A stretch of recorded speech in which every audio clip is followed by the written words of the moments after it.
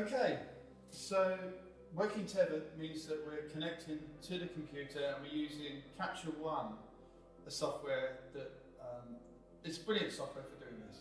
Okay, so the important thing to know is that first of all, you need to transfer your session from Capture One, the raw images, from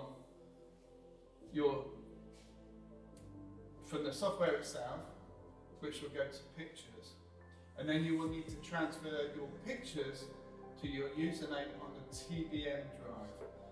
The reason being is that images on pictures, all the files are deleted after 72 hours. Okay? You should also allow some time to process the images, approximately 15 minutes to process 100 raw images to JPEG files.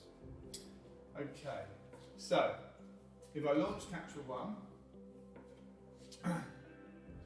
so Capture One Pro, slightly different to the previous version if you're familiar, but you will, on the splash page that you're offered, you will open a new session.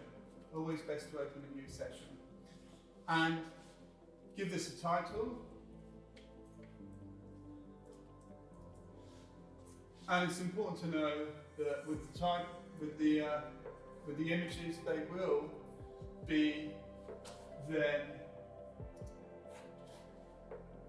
saved in a folder within the folder you've just named. So capture is where the raw images will go, and output are where your JPEG,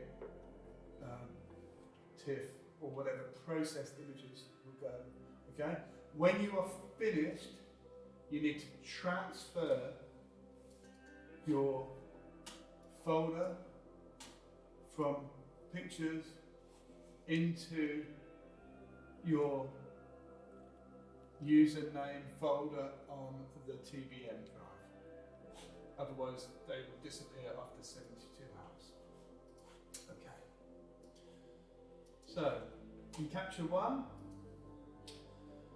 it's really important that you select at the top here the second tab along, which is the camera tab, and we will see there's a bunch of settings here which are mirrored from your camera. Okay, so if I turn the camera on,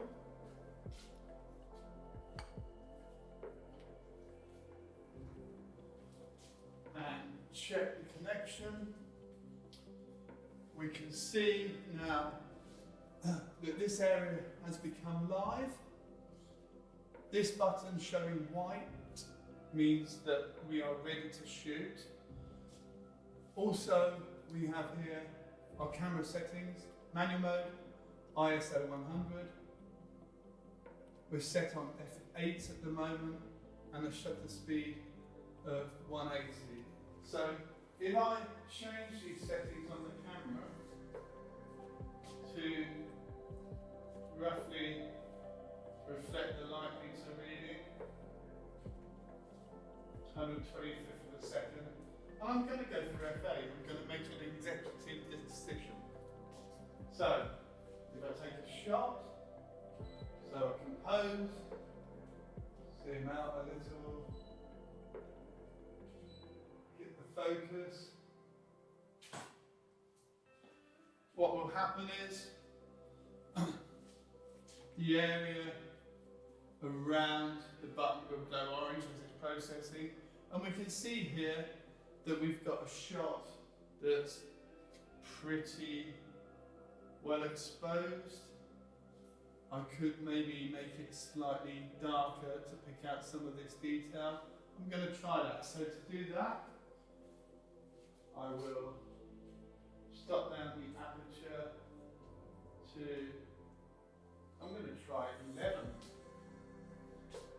Take a shot.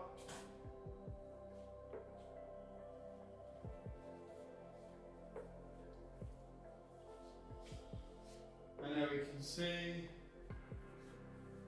we can see more detail here. So there are some really, really easy things you can do to make the most of this. If I want to, I can click on the histogram tab and I can explore some exposure settings, contrast, etc. And importantly, and this is really useful here, we've got a white balance. So we can either click the eyedropper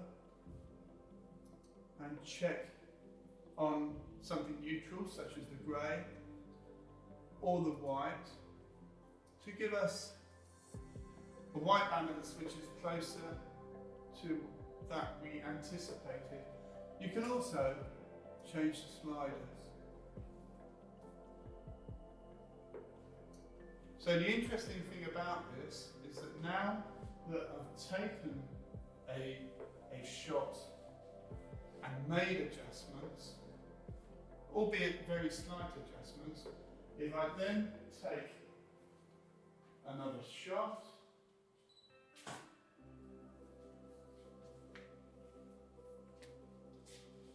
the adjustments are maintained.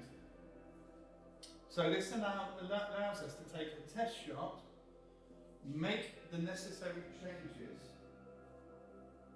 and then we can continue taking the shots we require with those changes maintained.